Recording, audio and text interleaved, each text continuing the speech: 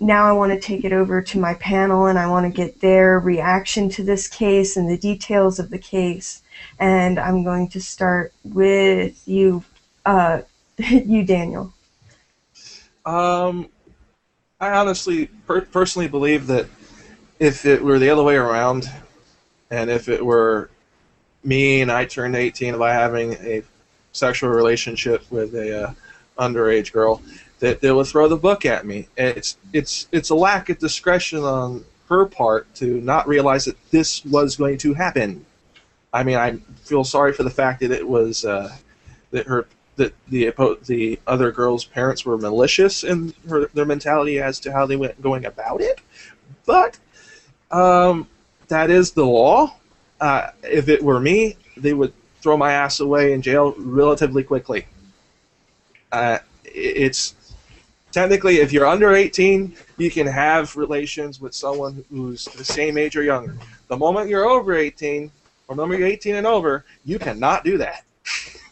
Daniel, there's in the state where this is, there is a provision in the law that allows for relationships that started prior to the age of 18 or prior to the age of consent, that as long as the two people are within a reasonable distance in time of each other, like we're not talking a 20-year difference, we're talking if a person's within something like 4 or 5 years of each other and the relationship started before one person turned 18, then the person, in Kaitlyn's case here, there is some precedent there for her not, or for the charges to be dropped.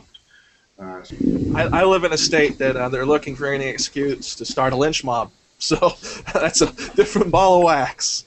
Well, I know you live in Florida, but I also lived in Florida, and I looked up the law, and the law is that no one under the age of 16 can consent to sexual activity. This is true, but there's also that Romeo and Juliet law, which allows for certain circumstances if they are within a certain age range. And like in this case, when the relationship started, Kaitlyn was 17. So, and the girl was 14. 14 and 17 is really nothing. It's 3 years apart. They were on the same varsity basketball team. They were peers in every way. There is a mixture of injustices in this case, in my opinion. And I want to get Jeff's reaction before I go to my first question. Jeff, what's your immediate reaction to this case? I think in this case, if they were to prosecute every relationship that had somebody who was, you know, a high school relationship like this, that you would have nearly, like, almost all relationships in high school, you would have to jail the older person 100% of the time, because, and this is exactly what it is, because these types of relationships have existed through every high school. I remember going to high school and seeing a senior date a freshman. Not a big deal, right?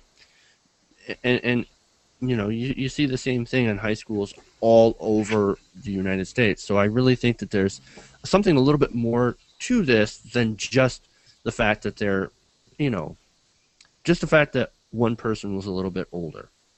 And that's kind of my immediate reaction to this. Right, I agree. This is where I think I agree with you, Jeff, because personally, my reaction is that these parents of the other girl, of the younger girl, are just being purely malicious. They want to ruin this young girl's life. They are trying desperately to ruin this young girl's life, and that's their entire motivation behind this. If it wasn't, they would have just been upset with each other and gone on their way. But no, they want to be malicious. They want to hurt this girl. And that's what I believe is behind it.